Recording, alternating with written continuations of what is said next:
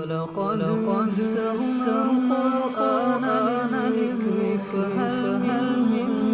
مدكر.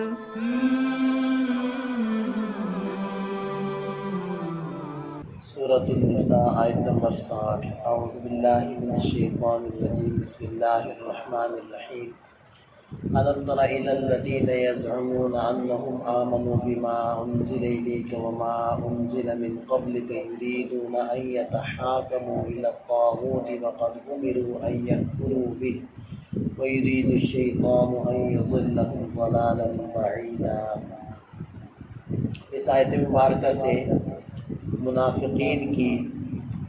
ایک عادت کی طرف اشارہ اللہ تعالیٰ فرما رہے ہیں. ارشاد فرمایا کہ کیا آپ نے نہ دیکھا ان لوگوں کو جو یہ گمان کرتے ہیں یا دعویٰ کرتے ہیں کہ وہ ایمان لائے اس پر جو آپ کے اوپر اتارا گیا اور اس پر بھی جو آپ سے پہلے اتارا گیا، یعنی اہل کتاب یہودی. اور وہ دعویٰ یہ کر رہے ہیں کہ ہم یہودیت پر بھی تھے اور اب ہم نبی پاک صلی اللہ علیہ وسلم پر بھی ایمان لا چکے ہیں. یریدون ان یتحاکموا الی الطاغوت، وہ چاہتے ہیں کہ وہ اپنا فیصلہ طاغوت کی طرف لے جائیں. سرکش، طاغوت کہتے ہیں سرکش کو. اللہ اس کے رسول کا جو بھی نافرمان ہوگا وہ سرکش ہوگا اور وہ طاغوت کہلائے گا. یہ خاص واقعے کی طرف اشارہ ہو رہا ہے. واقعہ یہ پیش آیا کہ بشر نامی ایک منافق تھا، اہل کتاب یعنی یہودی، اور وہ دعویٰ یہی کرتا تھا کہ میں مسلمان ہوں. اس کا ایک جھگڑا ہو گیا ایک دوسرے یہودی کے ساتھ جو واضح طور پر یہودی تھا، اور وہ جو یہودی تھا وہ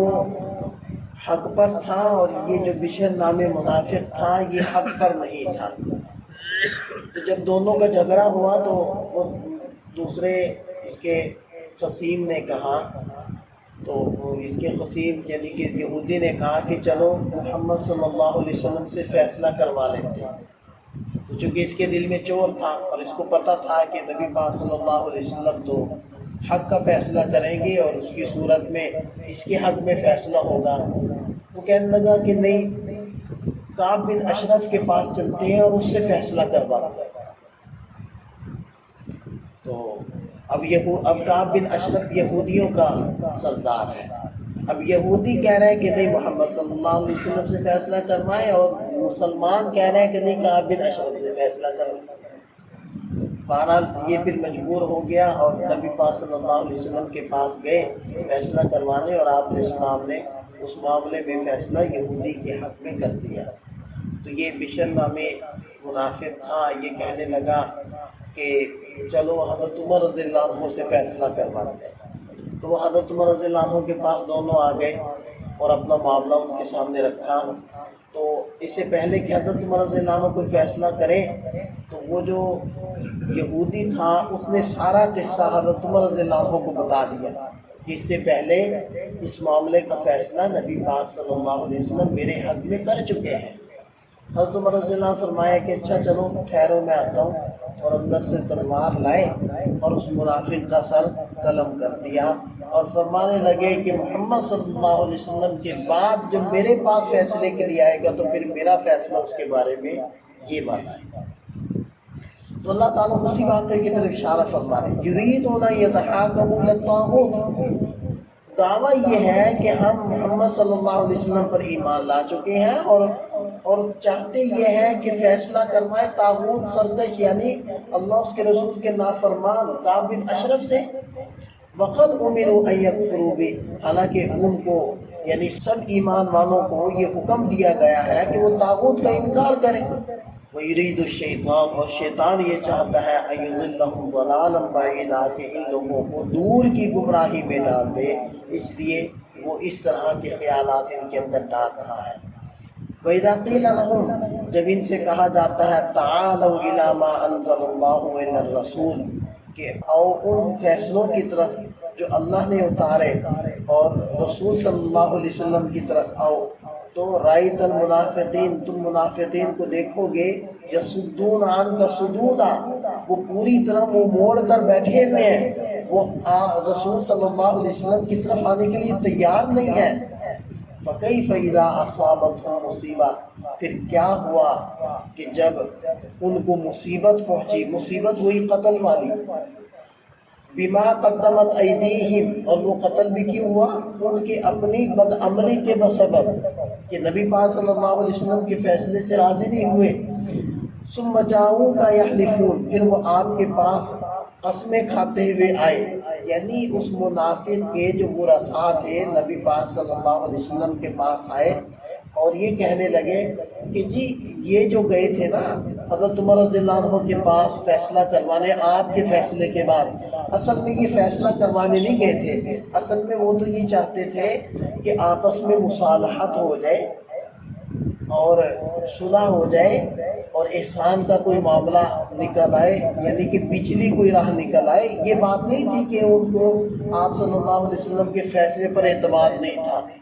بلکہ وہ تو صلح کروانے کے لیے حضرت عمر رضی اللہ عنہ کے پاس گئے تھے۔ تو اللہ تعالیٰ ان کا کچا چھٹا کھول رہے ہیں، ان کے دل میں جو نفاق تھا وہ ان آیات میں کھول رہے ہیں کہ ثم جاؤوک یحلفون، پھر وہ آپ کے پاس قسمیں کھاتے ہوئے آئے کہ باللہ ان اردنا الا احسانا و توفیقا، اللہ کی قسم ہمارا ارادہ تو احسان والا معاملہ کرنا اور آپس میں موافقت کرنا، یہ ہمارا تو مقصد تھا۔ اولئک الذین یعلم اللہ ما فی قلوبہم، یہی وہ لوگ ہیں اللہ خوب جانتے ہیں جو کچھ ان کے دلوں میں ہے۔ فَأَعْرِضْ عَنْهُمْ، آپ ان سے منہ موڑ لیجئے، وَعِظْهُمْ، اور ان کو نصیحت کیجئے، وَقُلْ لَهُمْ فِي أَنفُسِهِمْ قَوْلًا بَلِيغًا، اور ان کو ان کی ذات کے بارے میں ایسی بات کہیے جو ان کے دلوں میں اتر جائے۔ ان آیات کے نزول میں حضرت عمر رضی اللہ عنہ کی مکمل طور پر برات نازل ہو گئی، وہ ان کو قصوروار ٹھہرا رہے تھے، تو ان آیات نے واضح کر دیا کہ حضرت عمر رضی اللہ عنہ قصوروار نہیں ہے، یہ حقیقت میں منافق تھا، اور یہ جو کہہ رہے ہیں کہ یہ موافقت چاہتے تھے تو ایسی کوئی بات نہیں ہے، ان کے دلوں میں نفاق تھا اور یہ آپ صلی اللہ علیہ وسلم کے فیصلے پر راضی ہی نہیں تھے، لہذا حضرت عمر رضی اللہ عنہ نے جو یہ کیا ہے وہ حضرت عمر حق بجانب ہے، لہذا نبی پاک صلی اللہ علیہ وسلم نے اس معاملے میں حضرت عمر رضی اللہ عنہ کو بری کیا، اور ان آیات کے نزول کے بعد ہی حضرت عمر رضی اللہ عنہ کا نام فاروق، حق اور باطل کے درمیان فرق کرنے والے، یہ لقب حضرت عمر رضی اللہ عنہ کا پڑا، وہ ان آیات کے نزول کے بعد پڑا۔ تو بہرحال ان آیات کا مقصد کیا تھا کہ اللہ اور اس کے رسول کے حکم کے آ جانے کے بعد پھر بیچ والی راہیں تلاش کرنا یہ نفاق ہے، تعویلات کرنا، پھر اپنے لیے راہیں نکالنا، یہ سب نفاق کی علامتیں ہیں۔ اب بھی اگر لوگوں کو کہا جائے کہ یہ سارے سودی معاملات ہیں تم ان کو چھوڑو تو وہ لاکھ طرح کی تعویلیں کرنے لگ جاتے ہیں۔ بینکوں والوں سے کہا جائے تو وہ کہتے ہیں جی کان ادھر سے پکڑ لو ادھر سے پکڑ لو، بات تو ایک ہی ہے، حالانکہ وہ معاملات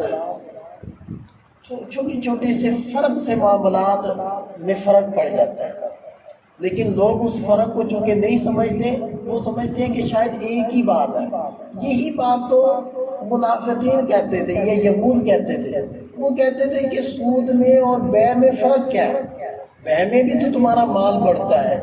تم ایک چیز خرید کر آگے مہنگی بیچتے ہو تو اس سے تمہیں فائدہ ہوا، تو سود میں تم نے پیسے دے دیے اور جب تم نے واپس لیے تو تم نے زیادہ لے لیے، تمہیں فائدہ ہو گیا، تو سود میں اور بیع میں کیا فرق ہے؟ اسی طرح آج کل کے لوگ ہیں، وہ کہتے ہیں جی بات تو ایک ہی ہے، جی کان ادھر سے پکڑ لو ادھر سے پکڑ لو، حالانکہ معاملات میں بہت سارا فرق پڑ جاتا ہے۔ جیسے کہ یہ بار بار کہا جاتا ہے کہ جب آپ سونا خریدو بیچو، سونے کے بدلے میں جب سونا خرید بیچ رہے ہو تو برابر سرابر ہونا اور یدن بیدن یعنی نقد و نقد ہونا یہ شرط ہے۔ اسی طرح اگر آپ پیسے کو پیسے کے بدلے میں تبدیل کرتے ہو، جیسے کہ یہ پرانے نوٹ دے کر نئے نوٹ لے رہے ہوتے ہیں یا بندے ہوئے نوٹ دے کر وہ کھلے پیسے اس کے لے رہے ہوتے ہیں، پہلے تو بہت زیادہ تھا اس کا رواج کہ جب چونیاں ٹھنیاں چلا کرتی تھی، اب بھی ہے لیکن بہت کم ہو گیا ہے۔ تو اس وقت لوگ کیا کرتے تھے، خاص طور پہ یہ ویگنوں والے لاہور کے اندر جب میں پڑھتا تھا اس وقت تو اس چیز کا بہت زیادہ روایت تھا کہ وہ ہر اسٹاپ پر کھڑے ہوتے تھے وہ لوگ، اور انہوں نے 100 روپے والی ایک تھیلی چھوٹی سی بنائی ہوتی تھی چونیوں اٹھنیوں کی، تو وہ جیسے ویگن وہاں رکتی تو وہ کنڈکٹر 100 روپے اس کو دیتا اور وہ ایک تھیلی اس کو پکڑا دیتا۔ اب وہ ظاہری بات ہے وہ زیادہ رقم لیتا تھا اور تھوڑی رقم دیتا تھا، یعنی کہ 110 یا 115 کتنے لیتا تھا، اور پھر وہ 100 والی تھیلی اس کو تھمایا کرتا تھا۔ تو یہ بھی وہی معاملات آ جاتے ہیں کہ نقد ان میں کرنا چاہیے اور دوسرا برابر برابر ہونا چاہیے۔ ہاں اگر آپ سونے کو خریدتے ہیں رقم دے کر تو پھر جتنا مرضی اونچ نیچ کر لیں۔ اب عام طور پر جو چھوٹے سنارے ہوتے ہیں بڑے سناروں کے پاس جا کر جو خرید و فروخت کرتے ہیں وہ پرانا سونا دیتے ہیں اور نئے سونے کے یعنی جو زیورات بنے ہوئے ہوتے ہیں وہ ان سے لیتے ہیں، تو وہ پرانا سونا زیادہ مقدار میں دیتے ہیں اور جو بنے ہوئے نیا زیور ہوتا ہے وہ تھوڑی وزن میں ان سے لیتے ہیں، اور وہ جو وزن کا فرق ہوتا ہے وہ اصل میں ان کو مزدوری دے رہے ہوتے ہیں۔ تو یہ شرعاً ناجائز اور سود والی شکل ہے۔ ان کو چاہیے کہ یہ نقدی کے اندر سونے کو خریدیں، چاہے اب ان کو مہنگا ملے سستا ملے، 12 روپوں کے اندر اس کو خریدیں سونے کے بدلے میں۔ ہاں اگر یہ اپنا پرانا سونا دینا چاہ رہے ہیں تو اپنا پرانا سونا اس کو بیچ دیں اور ان سے ان کا نیا سونا خرید لیں، تو 2 ڈیلیں کریں۔ اس میں 2 ڈیلز ہو رہی ہیں، اور پہلے معاملے میں ایک ہی ڈیل چل رہی تھی کہ پرانا سونا وہ بیچ رہے تھے اور نئے زیورات ان سے خرید رہے تھے۔ دیکھیں کہ ایک ڈیل ہونا 2 ڈیلوں کو ہونا یہ فرق پڑ جاتا ہے، اور اس سے معاملات بدل جاتے ہیں، سود سے حلال ہو گیا اور حلال سے سود بن گیا۔ تو بہرحال اللہ اس کے رسول کا جب حکم آ جائے تو ایک ایمان والے کے ایمان کا تقاضا یہ ہے کہ وہ رک جائے، وہ یہ کہے کہ مجھے سمجھ میں آ رہی ہے بات یا نہیں آ رہی، اللہ اس کے رسول کا جو حکم ہے میں نے اس کو پورا کرنا ہے۔ یہ جو حیل و حجت نکالنا اور بیچ میں سے باتیں نکالنا یہ منافقین کا کام ہوتا ہے۔ اللہ تعالی ہمیں پکا سچا ایمان نصیب فرمائے۔